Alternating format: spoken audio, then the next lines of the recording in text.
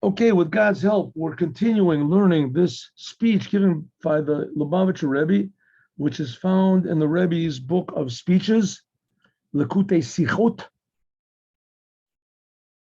which means a collection of speeches. This is in the 18th volume. 18th volume. I think there are like 42 volumes or something up to date. Volume. Okay. So if we remember, we're talking about the month of Tammuz. And we're explaining something interesting, that the month of Tammuz is a terrible month. Terrible month. Terrible month. Even the name of the month is a terrible name. It's a name of idolatry. It's a name of idolatry. In the book of Ezekiel, it talks about how the women he was shown a vision, or he was shown actually the women were in the holy temple. They were crying for this idolatry, or they were making the idol cry. There's different interpretations of what it is, but everyone agrees this Tammuz means idolatry. And it was an idol, a worst type of disgusting type of idolatry that they did. And I mean, all idolatry is disgusting, but this especially. And the women, it says, were crying for whatever they did. It was terrible idolatry. And that's Tammuz. Bad name. Bad name. It's not a good name in Judaism. And for years, this is especially the 17th day of Tammuz. That's a fast day. That was when Moses broke the tablets. That's when the Babylonians broke into the outer wall of the temple. Some people say also the Romans. In any case, that's a fast day, and it wrecks the whole month. The whole month is a wrecked up, terrible month. It begins. It's called the fourth fast because this is the fourth month. On the other hand, the month of Tammuz was the month that the previous Lubavitcher Rebbe, he got out of communist prison and basically began the defeat and the downfall of communism. Communism was one of the most insidious and destructive forces ever to hit the world. They say that Stalin killed, we talked about this before, up to 50 million of his own people in the name of communism, of progress, of equality, of this. And what's his name? Mao Zedong killed about twice that much in the name of, brotherhood and love and all these wonderful slogans that they had. And the people loved them. Oh, the people loved them. And it was in everybody's soul and their soul, and terrible. And for them to kill a person was absolutely nothing. To kill a Jew was even less. To kill the Rebbe, it was a big mitzvah for them. And the Rebbe was in the how do you say, the heart of the place. Leningrad, that was the capital, first of all, of the whole business. And that was the prison in Leningrad. And they were killing people right and left. And the Rebbe was right in their hands. And he was sentenced to death. And that was it. You can't get any lower than that. And not only did the Rebbe miraculously get freed from death, that they sent him into exile, and he got freed from that also after just a few days. So the whole entire ordeal was supposed to be, first of all, the end of the Rebbe's life. And at bare minimum was supposed to be 3 years at least. And the whole thing took less than a month. And the Rebbe had been tortured and everything, but he got out. And eventually he got out and this is a big change, the whole month into a month of happiness. Not only that, the whole idea, you said the month of Tammuz means idolatry, but also the month of Tammuz, this is at one of what do they call it? The solstice, the summer solstice. There's the equinoxes and the solstice. They said this is the hottest month of the year. This is the hottest month of the year, Tammuz. Hottest. Says the Rebbe, hot is good, warmth is good. Warmth, to be warm is a very good thing. Warmth is life, right? When a person is dead, he's cold. We see the very interesting thing. I think I said this before. A living person is warm. 98.6. When you go outside, it's 98.6 degrees outside. That's pretty hot. 98.6, that's almost unbearable. 98.6. That's the temperature of a person. When a human being is 98.6, when he's warm, you can put him outside in the sun. It doesn't rot. A person doesn't rot. What are you talking about? Exactly the opposite. the heat of his soul keeps him warm, that preserves him. If, God forbid, a person dies, so his body cools down, it becomes the temperature of outside, whatever outside is. So if outside happens to be, let's say, 70 degrees, so the person becomes 7 degrees, whatever it is, right? Take a living person, put him into a place that's 100 degrees, and he'll stay alive. Give him water or whatever. Right? Give a dead person, put him in a place where it's 70 degrees, he'll rot. He'll rot. Keep him in the house without any sun, without any of this. He gets cold, so it ends up that usually you want something to be preserved, you cool it off. But the soul warms you up, and it also preserves you. It gives you life. So warmth is a good thing. Huh? Isn't it interesting? So as Tammuz, the shame is, it says, is revealed also, the name of God is revealed on Tammuz. Let's do a little this. Oh. No, doesn't work. I forgot this.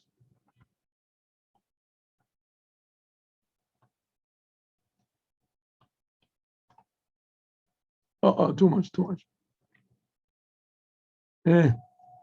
There's a way to do this. I keep forgetting how it is. Okay, enough. Here we go. Oh, maybe here, 1 second. Oh, that's it. There we go. Gotta know which button to press. Okay. Okay, so if so, Tammuz has these two opposites in it. On one hand, it's a terrible month. It's a name of idolatry. On the other hand, it's a wonderful month. It's the month that the Rebbe got out of prison. And it's also a month that's warm. So it's a good thing. Okay. Emes, the truth is, it says,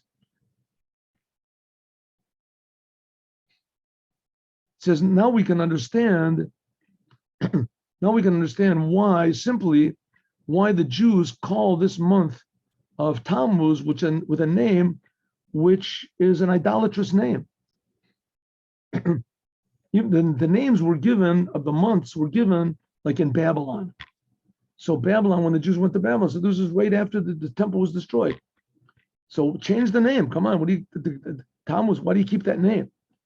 Says we kept the name. Why? See, is there is, it's forbidden. You're not allowed to mention the name of other gods. Emes, the truth is, all the idolatry which is written in the Torah, you can mention it. You can mention it. You can. But this is just as permissible. If you happen to spit it out, that comes out okay. But it's that you have to mention it, right? You're going to put in everybody's mouth the word Tammuz, which the word Tammuz is an idolatry. So it's okay, you don't get punished. Good, you don't get punished, but it's like if you steal from a store. You steal from a store a penny. So you don't get punished for that, but you can't steal from a store, right? I just stole a penny. What's the big deal? Okay, so we let you off. You don't get punished for stealing a penny. But you're not supposed to steal. The same thing, you're not supposed to mention names of God, of other gods, of idolatry. You're not supposed to.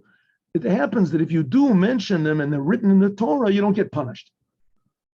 So why make a name of a month idolatry where everybody has to call it that month? Why is it lechatchila did it come out that we call the name by Tammuz? Why? According to what we said before, we can understand there's no question. That which we call the name of Tammuz is because of the good parts of it. It's not that we ignore the bad. It's that we emphasize the good. What's done is Meir, because on the month of Tammuz, it's the warmest month. Shemesh Hashem. Because it's a warm month. Because it's Hashem, and we said that the word Tammuz means to be warm also. As Zayin and Da Zelcha, there are some people which Benutza the shame was all Shem Shel Avodah Zarah. There's other people that use this name only for idolatry. So we said, like the rabbis say, on an enlech, on something similar, Yabed Olamo Mipenei Hashotim, the world will be destroyed because of the fools. It's a Mishnah in Avodah Zarah. It says, what if somebody bows down to a mountain, right? Everybody, all the Greeks get together and they say Mount Olympus is holy, and they all bow down to Mount Olympus. So that means we're not allowed to say We're not allowed to go and visit Greece because then and go to Mount Olympus and say Mount Olympus. Let's say forget about Mount Olympus. Let's say a better one. Everybody bows down to Mount Rushmore. Oh, they go to Mount Rushmore and there's these faces over there, and they say these faces are a miracle. They appeared overnight by themselves. Somebody's, what are you talking about? There was a guy that carved them out. No, you don't know, you don't understand. And they're bowing down and they're saying, right, so does that mean that it's forbidden to go to Mount Rushmore? No. It says the world is going to be destroyed because of these fools. Right? What's that? See, therefore, vas shotim, because there are fools in the world. There are fools in the haben. Just 1 minute, please. 1 minute. Because there are fools in the world. Therefore, you shouldn't call the name Tammuz. It says Shema Shavai, that the Tammuz means, another word, meaning for the word Tammuz means to be warm. We're talking about the warmth. There's some people that don't call it that. It says you're not going to destroy the world just because there's some fools that call it by a bad name. When oich is there in them fall, the Zetman, the Chiddush, we can see the big novelty, like I said before, thus was a state, like it says in the written Torah. Und is given bewusst, and it was known for many generations, is their katsei achitachton for 3,000 years until the Rebbe got out of prison. For 3,000 years until the Rebbe got out of prison, the month of Tammuz was a terrible month. It was a month that there was only the fast day and there was the destruction of the temple. Okay, we can play around with the name. Let's say the name, okay, let's say we've gotten rid of that. Good. So the name Tammuz means idolatry, but the name Tammuz also means warmth, which warmth is a good thing. Okay. But the fact is that was the date, the month of Tammuz was the month that Moses broke the tablets. That was the month where they began the destruction of the first temple, the second temple. It's a terrible month. For thousands of years, it was a terrible month. All of a sudden, right, is there Katsei Achitanta was talking about Tammuz. The only thing that was in Tammuz were these bad things, namely an idolatrous month and the month that the exile began. But Tavka Panimis the Torah, but therefore when there came Chassidut, the inside of the Torah, which the whole thing of the ideas of Chassidut is to reveal only the good in everything. As much as possible to ignore the bad, or teach us how to ignore the bad, or at least define where bad comes from, so we don't put so much emphasis on the bad and bad, God forbid, bad things that happen in our life, and we look for try to find the good in everything. Like it's revealed, that's what Chassidut did, especially how it's revealed in these last generations in Torah Chassidut. This reveals and advertises the highest aspect of Tammuz, namely the heat and of what's called the sun, S-U-N, how the illumination of God. So the Rebbe is saying like this, that Tammuz was a terrible month in every aspect. For 3,000 years, this stresses, accentuates the importance and the necessity of Chassidut. Because Chassidut, the whole thing of Chassidut is to reveal good that wasn't there before, or it wasn't noticed before. That the month of Tammuz is the month of warmth, and warmth is a good thing, that was ignored all these generations. Tammuz was a bad. As soon as came along Chassidut, the teachings of Chassidut from the Baal Shem Tov on, and especially in the Rebbes of Chabad, it taught us how to actually take events in the world and the world itself and to find something good. It revealed something good, real, something more real and actual and positive that can be found in every situation and every detail. And this stresses it the most. The month of Tammuz was purely bad.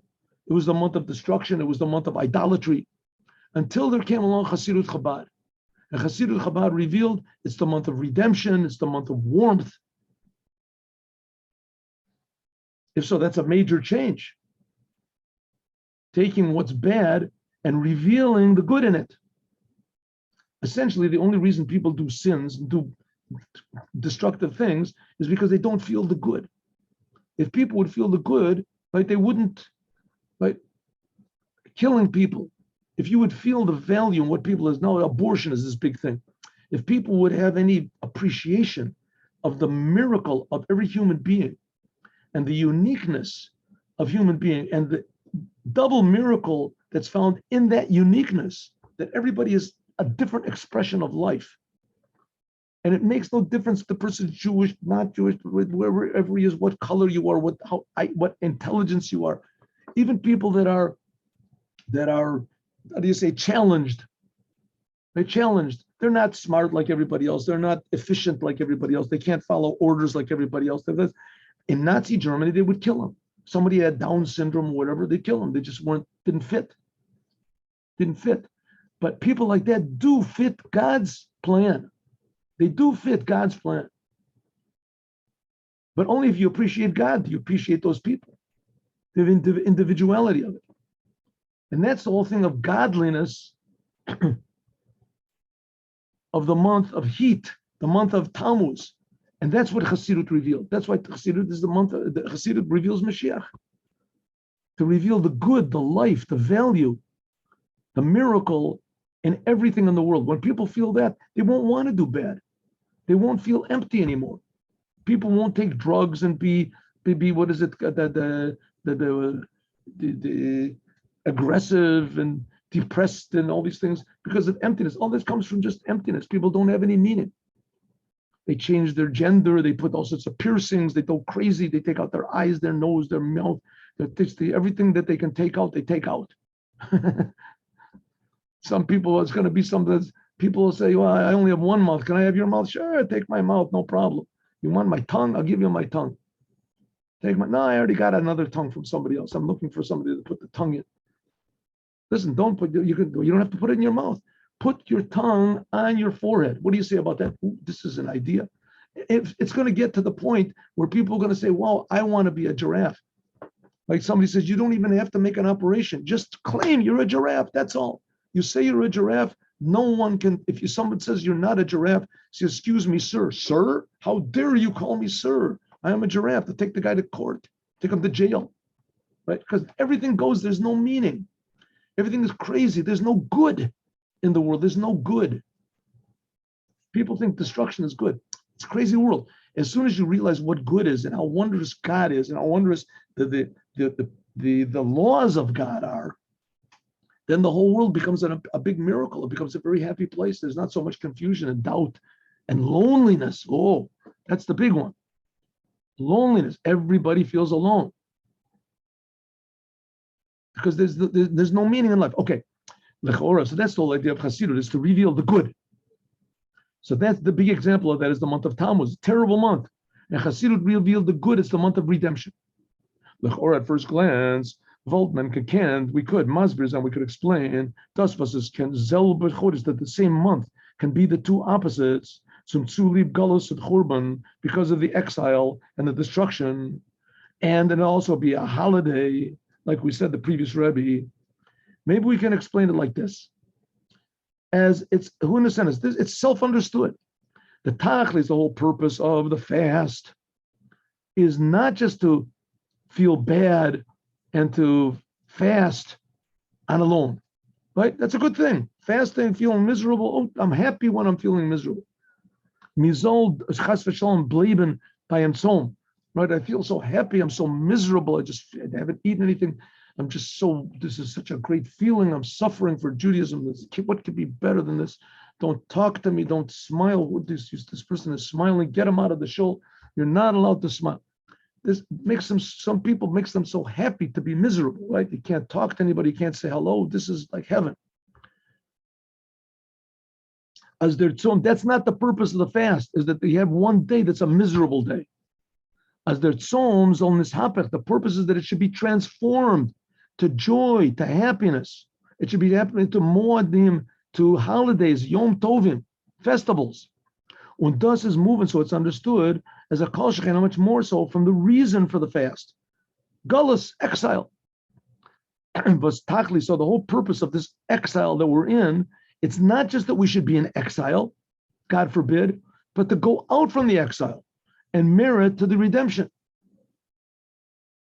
There were a lot of people, that did not like the Lubavitcher Rebbe, and they didn't like all the Lubavitchers. The Rebbes always had a lot of trouble from religious Jews. Not all the Rebbes. There was the third Rebbe of Chabad, and from him on, they didn't have any problem from the religious. Only the first Rebbe of Chabad, he had big problems from the people that were against. And the last Rebbe of Chabad, our Rebbe, right? Our Rebbe, he had trouble from the big drift. Oh, no, I want to. Here we go. I pressed the wrong button. Okay, but nevertheless, the whole purpose of the exile is not that we should be in exile. There's people, hypochondriacs, right? What is hypochondriac? They want to be sick. They like being sick. They enjoy being sick. They got a lot of attention. Not only that, it relieves them from any responsibilities, right? Can you go to, I can't, I'm sick. Can you pray I can't do it, I'm sick, I'm just so sick. I'm just so happy that I'm sick, and I wish I was more sick. This is the most wonderful thing in the world to be sick. Now I get attention, and everybody has to be quiet around me, and they can't talk about me, around me, and they can't stand. But it's just, some people enjoy that. This is a very sick, enjoying being sick. It is an eingerittenisches Ärger from a crank. A person that is a hypochondriac, that's worse than a really sick person. Because a really sick person, you can heal him. A person that likes to be sick, he's lost. Says the Rebbe, the purpose of the exile, of the whole world is sick and exile, is to go out of it.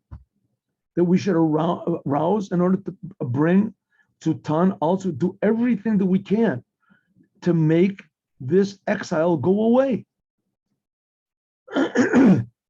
Mainly getting rid of the cause of exile. What's the cause why the temple was destroyed? Because of our sins. So therefore God, therefore God made in this month of Tammuz, which is the time of punishments, a tug from Geula. So therefore God purposely inserted in the month of Tammuz, the worst month of the year, the month where the exile began, a month of redemption. True, it took 200 something years, but still it happened. On Al Deravi is in Chodesh Av, like in the month of Av. The month of Av is also the holiday of the 15th day of Av. And Shabbos Nachamu. Shabbos is these 3 weeks. The 7 weeks after Tisha B'Av, where we read on Shabbat these prophecies of Isaiah, which Isaiah, as you know, really lets the Jewish people have it. I mean, he really tells how mad God is, angry God is. But all the time Isaiah is saying, listen, 1 second. Don't take this too seriously. I mean, God is really angry at you, but he loves you even more. That's why he's angry at you. You Jews, just get it together. God loves you. He's gonna gather you up. Don't worry. Don't listen to anybody else. God loves you unconditionally. That's what Isaiah says. And that's the little bit of good, which the little shine of light, which is in the exile. Was therefore, it's called Nachama. It's called the week or whatever of comfort, which comes through the Avelut, which comes through the mourning and the suffering of Tisha B'Av, when the temple was actually, first and second temple was actually destroyed. But so that's, we could say maybe that's a good explanation. That how can the month of Tammuz be so bad and be so good? So one way you can explain it is, listen, the reason it's bad is in order for us to catch on and make it good. That's simple. That's the whole purpose of the bad, says the Rebbe, but that's not a sufficient answer. Why? Because das Weltgewen Matim, this would be a good answer if the Tag mitten Tochen from Gula kommt noch, if the redemption, the day of Yud Beit Tammuz comes after the day when there was exile. Like, for instance, the month of Av. What's the month of Av? There's the 9th day of Av, that's a terrible day. And there comes 6 days later on the 15th day of Av, that's a good day. That's a happy day. It gives there's a mission in Tainus in the end of time that explains why it's such a good day. The 15th day of Av. The moon is full, etc. So if The 15th day of Av, this comes after the destruction. After all the pain, there comes the good. So that is according to our explanation. We said that the reason for all the trouble of Tammuz is in order that we'll catch on, and then after the trouble will be good. So that would be good if the 12th day of Tammuz, the day of the miracle of the Rebbe, was a date that came after the 17th day of Tammuz, which is a terrible day.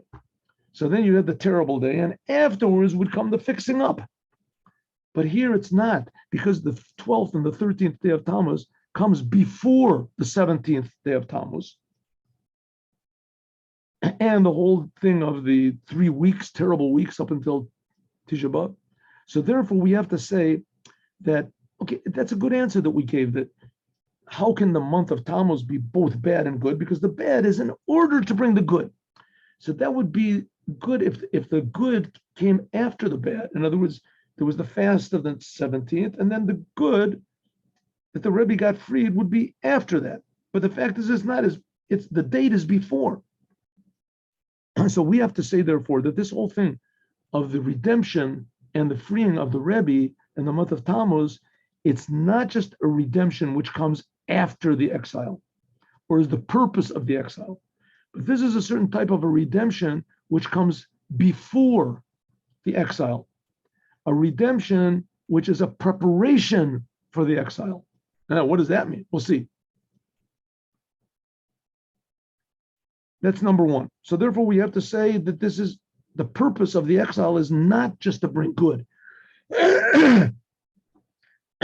Somehow or other, the good is there before the exile to teach us how to treat the exile. Because the date of the Rebbe's freedom, previous Rebbe's freedom, comes before the date of misery of the 17th. The Rebbe was freed on the 12th. Another thing is, if these two things, exile and redemption, if they would come together in one continuation, and so then in the same month, it's understood that the main thing that we have to feel, the purpose, the redemption. Afilu ven mi is zogan, if we say that there had to be on here and there in Yanagulus, that we have to at least sense the idea of exile, while durach them, because by means of this, we can add on the redemption. Darvka. Because it says, Laksa b'kiflaim, therefore God, it said he smote us with a double punishment. Both temples were destroyed in order that we can have nechama b'kiflaim, so that we can have a double comfort. So it means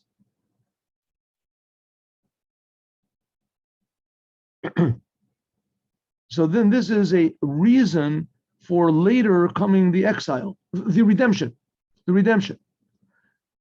But here we see that the redemption comes before, the 12th comes before this. So what's the message here? We can say that therefore it's a custom of the Jewish people to add tzutzugi given Tsum Nemen to the name of the month of Av. When the temple was destroyed, we call it Menachem Av. Call it Menachem Av. Menachem means to comfort. Menachem Av. That first of all comes the comforting, and then after that comes the Av, comes the pain, the difficulty. Nichum is there before the suffering of the month of Av.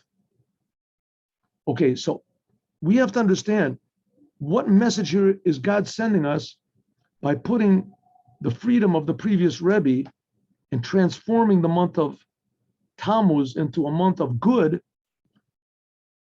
Why is that before the exile? So if so, now we have to understand.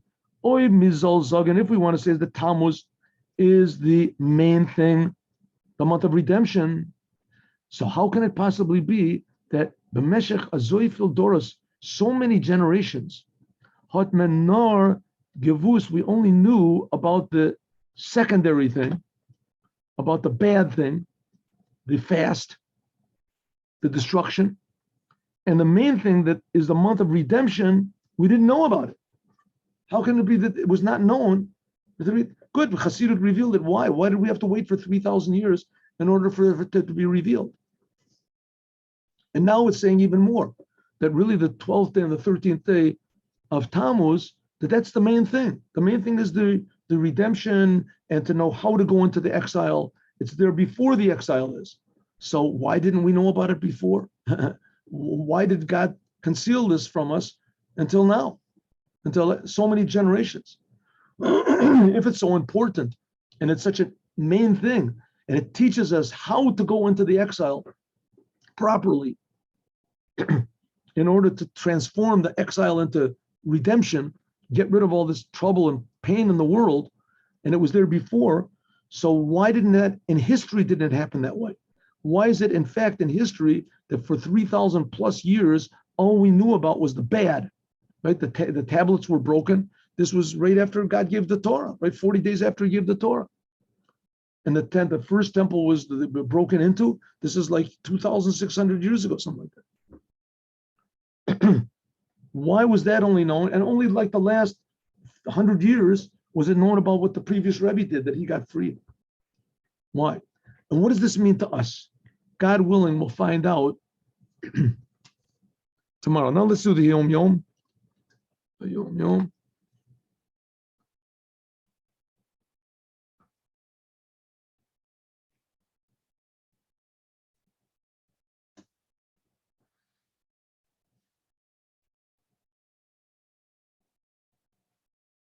My father writes in one of his Maimorim, a person can actually get physically fat from spiritual pleasure. There was a famous story of Rav Nachum of Chernobyl, that he became fat from saying, Amen Yehish Me'Rab. He didn't used to eat very much at all, but he was very heavy, very big. He said, from what? From the pleasure that he had when he said, Amen Yehish Me'Rab Mavorach. He didn't get that. From that gave him physical fat. He became fat from that pleasure. As we'll talk about more tomorrow. Okay, today at 3:00, God willing, hope to see you all. We'll learn the Haftorah from this week's Torah portion. Hope to see you then with Moshiach now.